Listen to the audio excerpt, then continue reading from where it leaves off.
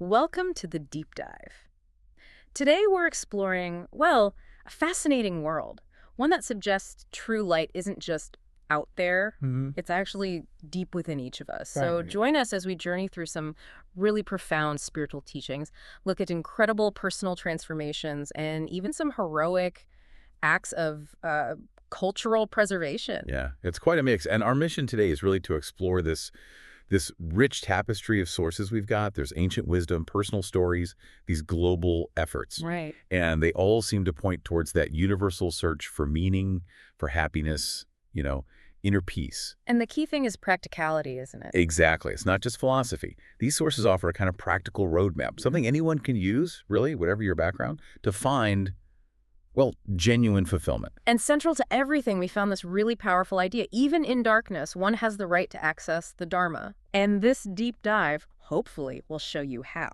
All right, so let's unpack this core concept first. Our sources talk a lot about the merit field. In Thai, that's no nabun. Right, Nunabun.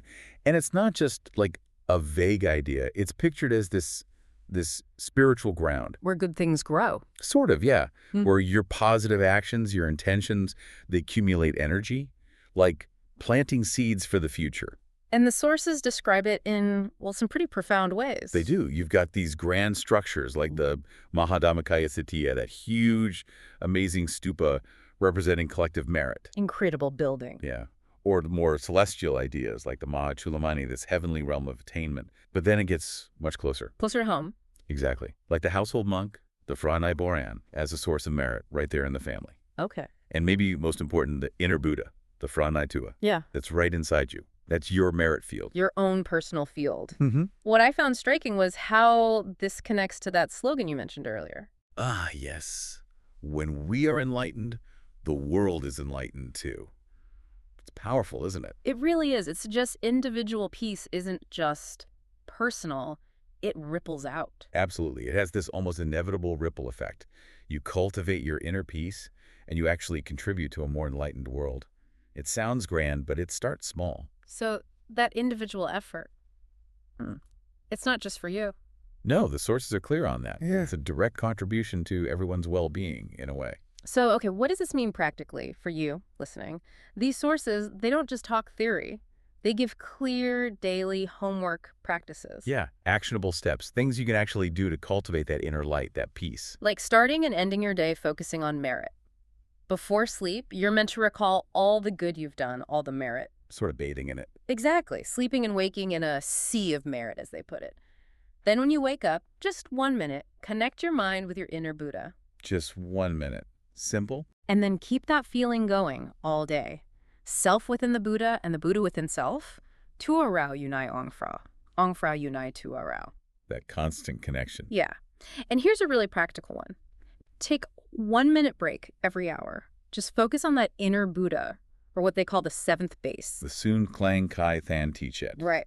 2 finger widths above the navel. They say that's the center point. Kind of a spiritual command center, yeah. Yeah. Essential for finding that stillness, accessing the inner Buddha. And you integrate this focus into everything. Washing dishes, eating, working, driving. Even doing chores. It's Yeah. not separate from life. No. And just cultivating a positive vibe, Smiles, pleasant words, simple things. It all sounds so simple, maybe even too simple.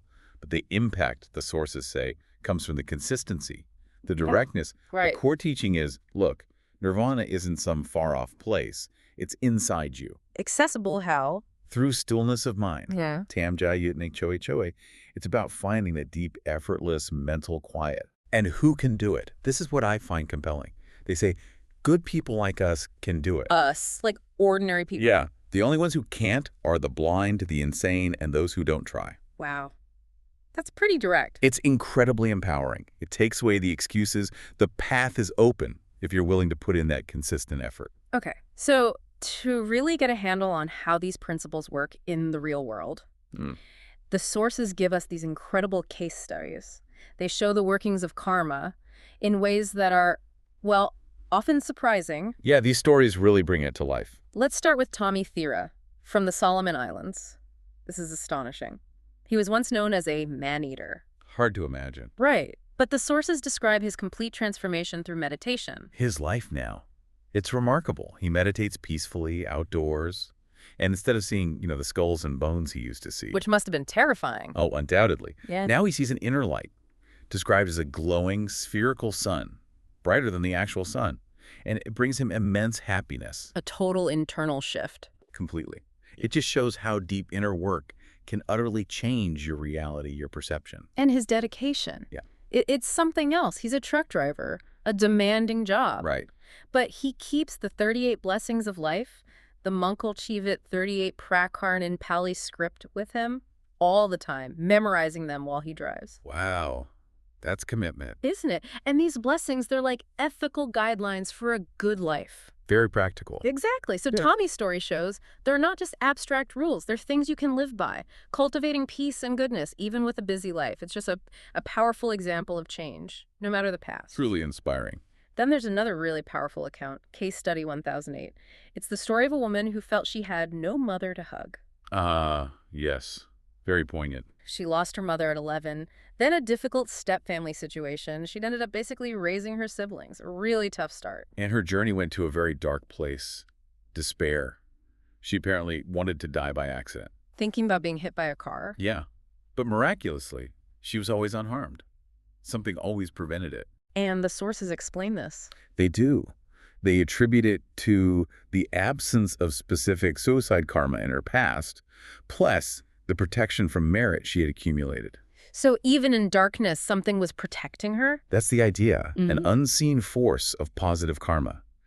It highlights how karmic effects can be these subtle, sometimes invisible layers of protection. That's incredible. Her turning point. It came after hearing a radio sermon about gratitude and meditation. Start to search. A long search. She went to many temples, talked to teachers, but nothing quite clicked. Until she saw Dhammakaya calendar. And apparently she felt this instant deep connection, like, yes, this is it, right in the center. An aha moment. Totally. She finally found answers. Answers to those big questions about karma, the afterlife, questions other teachers had told her were forbidden to ask. And this particular case study goes into incredible detail about the karmic backgrounds, doesn't it? It really does. Yeah, our sources really lay it out. For her mother, for instance, that difficult childhood, nearly being forced into marriage, it apparently stemmed from past stinginess, quam trani, and not supporting relatives back then. So past actions creating present struggles. Exactly. And her death during pregnancy, tragically linked to having killed pregnant animals for food in a previous life. Wow. That specific? That's specific. And even after death, Yeah. appearing to her daughter 3 times. Uh. That was due to deep attachment, worry for the children, warning her not to swim. And the mother's current state? The sources say she has since been reborn as a human, Hmm. shows the cycle, and how strong emotional ties persist. That's an incredibly precise picture of cause and effect. It really makes you think about the unseen consequences. Yeah. What about the father? His story was tragic too. Very. His death, killed by a stepson, was explained as him being an old adversary who waned from past lives. An old enemy. Essentially, yes. Apparently, the father, in a past life, was a gang member who killed the stepson's previous incarnation, who was a chicken. Yes. It sounds strange, but that's the karmic link described. And his afterlife, according to these teachings, is in a major hell realm, Maha Narak Kum Panatapat. A place of suffering. Intense suffering, where that past violence is directly experienced. He's described as a half-human, half-chicken entity, and crucially, he's unable to receive merit transferred to him. Why not? Because of his defiled mind, Jitsao Mung, at the moment he died. His state of mind was clouded by negativity, anger, ignorance. So your final thoughts matter hugely. Profoundly shaped the next existence, according to this view. It's a stark illustration of karmic retribution. And the stepson, the one who committed the killing in this life, what's his karmic trajectory? His violence is described as a time bomb Rabbitwella. Old resentment from past lives, made worse in this life by hanging out with bad company, drug use. All linked to past associations. Right, from being a gang member before. And the sources state, if he were to die, that act of patricide would lead him straight to the deepest hell of Ichi. Is there any hope in that situation? Can merit help? Well, the insight here is that while some merit might offer slight relief, it would still be within Avicii's realms. It's incredibly difficult to escape. These stories, they show this deeply interwoven fabric of intention and consequence. It's not just simple cause and effect. No, it's intricate. Small actions from the past can have huge effects later. But also, Even in terrible situations, good karma can offer unseen protection.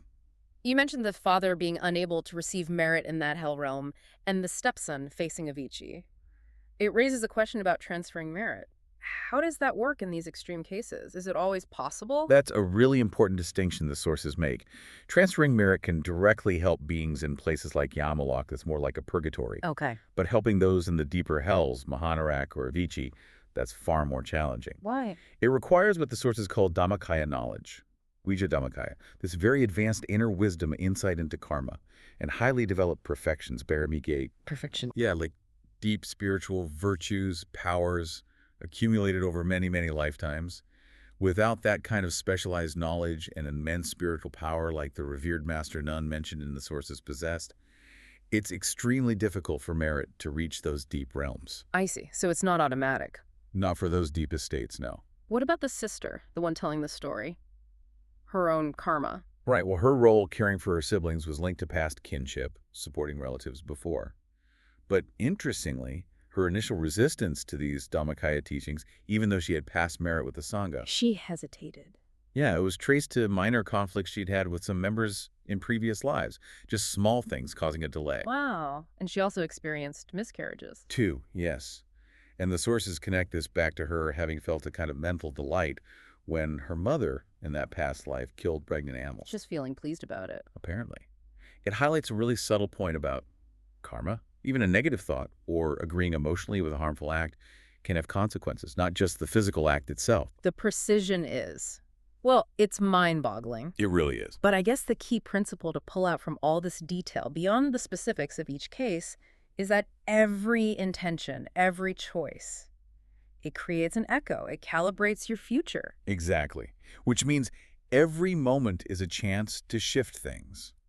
These stories aren't just fascinating tales, they're a call to live more consciously. So these individual stories, especially those intricate karmic details, they really underline the stakes, the importance of inner work, the impact of choices. Definitely. But it's not just personal. The sources show these teachings have a global reach, too, fostering understanding and peace. Yeah. And this extends to valuing cultural heritage. Absolutely. A great example is the 38 Blessings of Life, the Mongol chief at 38 Prekarn. We heard about Tommy Thera memorizing them. Right. And the sources highlight children and adults reciting them all over the world. Germany, the U.S., Japan, the Solomon Islands. So they resonate everywhere. They really do. Values like gratitude, patience, wisdom, generosity, supporting family. They're universal principles for a good, harmonious life, not tied to one culture. And speaking of global connection, there's the World Peace Ethics Test mentioned, World PEC. Yeah, that international ethics contest. Participants from 60 nationalities. That's incredible. It really shows that shared human desire for ethical understanding, for peace. Despite all our differences, there's this common yearning for moral clarity, a common language of goodness. But this raises the question, how do we protect these values, this knowledge, this heritage? And the narrative shifts quite powerfully here. It does. Takes us to Afghanistan. Yeah. And the tragic destruction of the Bamiyan Buddhas by the Taliban back in 2001. Such a loss. The profound loss. Yeah. Not just destroying statues, but erasing history, erasing light for the world, a deliberate attack on a shared past. But even in that kind of devastation, we hear these amazing stories of resilience. True courage. Like Dr. Asefi, the Afghan artist, he painted over his own work, hiding the living images from the Taliban. Cunning. Very clever. And then restoring them later. And those film archivists, building a secret wall to hide thousands of historical film negatives, risking their lives. Incredible bravery. To save their nation's visual history, their memory, it shows how deeply people will fight to protect what they cherish. So connecting this back, what's the bigger lesson here? I think it drives home that profound statement. A country without culture has no history. And that connects directly to preserving Buddhist culture worldwide. Not just for Buddhists, actually, but as a light for the world. Sangsawang Songtang Chivet, a world heritage. So even if artifacts are destroyed, the wisdom underneath remains. The potential to recreate symbols like making millions of new Buddha images based on the Mahapurush Lakshana, the characteristics of a great being, that potential is always there. The spirit, the principles, that's what endures and can always be rekindled. Wow. Okay, so we've covered a lot of ground today, from the inner quest, that personal journey towards enlightenment. Right, and the intricate workings of karma. all the way to these global efforts to preserve cultural and spiritual light. This deep dive really reminds us that the path to happiness, to peace in society, it's not some distant dream. It's an inner journey. Exactly. Supported by these daily practices we talked about and this shared vision, these sources, they're not just giving knowledge, are they? It feels more like a blueprint. A blueprint for a purposeful life, yeah. And one connected to the whole world. So what's the key takeaway from all this? Well, I think it comes back to that core teaching. Dhammakaya, the Buddha within you. Dhammakaya. Accessible. Accessible through stillness of mind. Tam Chai Yut Ning. And remember how the sources mention music. How it doesn't have to be just for love or sorrow. Right, it could be used to create an elegant world of goodness. Exactly. So maybe the thought to leave you with is this. How can you use the music of these teachings, starting with finding that stillness right in your own center? How can you use that to create your own world of inner peace and maybe outward compassion too? That's a great question to ponder. Keep cultivating that inner light. Keep connecting with the wisdom. And as the sources say, keep making merit. Your journey matters for you and perhaps for the world.